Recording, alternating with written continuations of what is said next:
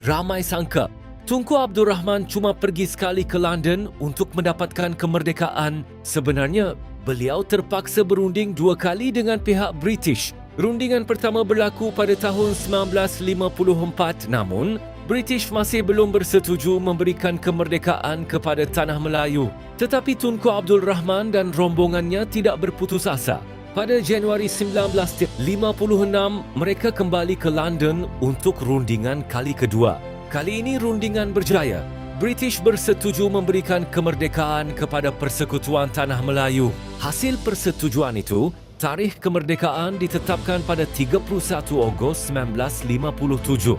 Sekembalinya ke Tanah Melayu, Tunku Abdul Rahman mengumumkan berita gembira itu kepada ribuan rakyat di Padang Bandar Hilir, Melaka. Jadi kemerdekaan negara bukan datang dengan sekali rundingan. Ia dicapai melalui kesabaran diplomasi dan 2 kali rundingan bersejarah. Merdeka! Merdeka! Merdeka!